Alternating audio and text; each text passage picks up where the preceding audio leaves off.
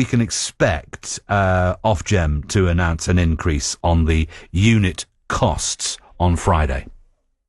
So the wholesale price of energy has gone up about 20% in recent months, and that's down to a combination of supply and demand pressures and the geopolitical disruption that you've been alluding to, which is causing volatility in the market. So we've got to basically bring prices in line with what the wholesale prices look like, and the price cap protects users so that it can't go up a crazy amount in one go and give us a huge shock. This 9% increase, it is not insignificant, but it's actually a little bit lower than it looked like. So a few months ago, they were expecting around 12% increase, but that £146 increase per year, that's not good news for households that are already struggling.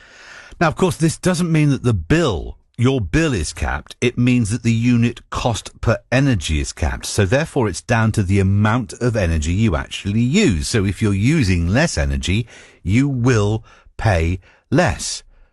That's the truth of this, isn't it? That's exactly right. The cap is on the charge per kilowatt hour. That's the unit. Mm-hmm. And if you're in a bigger property, you've got lots of rooms with radiators, you're obviously going to use more than in a smaller property. So that £146 average is not going to apply to everybody. But there are things that all of us can do. We can try and save energy. We can try and make our homes a little bit more energy efficient, but we can also control what we can control in terms of our budget.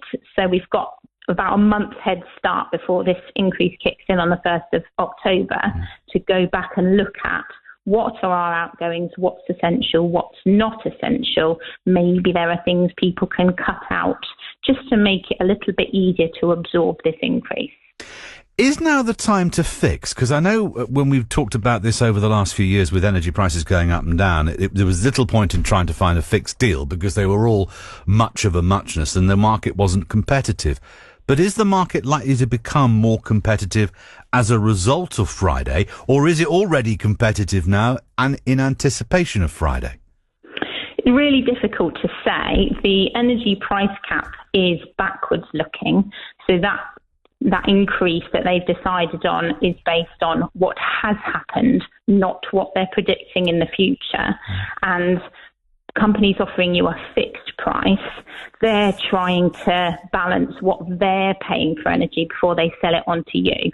The potential benefit of fixing is, of course, that it gives you certainty. So that might be really important to people, depending on their financial circumstances, that they have a guaranteed monthly payment that's not going to fluctuate. But currently, people are only saving about £5 a year on a fixed deal. There's about 4 million people on fixed deals, and at the moment, those savings are just not really that significant. So there aren't the savings. And last question, if I may, to you, Amy. Are we expecting, are Cornwall Insight expecting, there to be another increase of January? Because these things happen every 3 months, not every 6 months now. They do, yeah. It's a quarterly cap review. And yes, we do need to brace ourselves for another increase in the new year, although we're not expecting it to be as big a jump up as this one. Thank you very much for joining me this morning, Amy. Good to talk with you. Thank you for being on the programme. Amy Knight there, personal finance expert working from home for NerdWallet UK. To the news.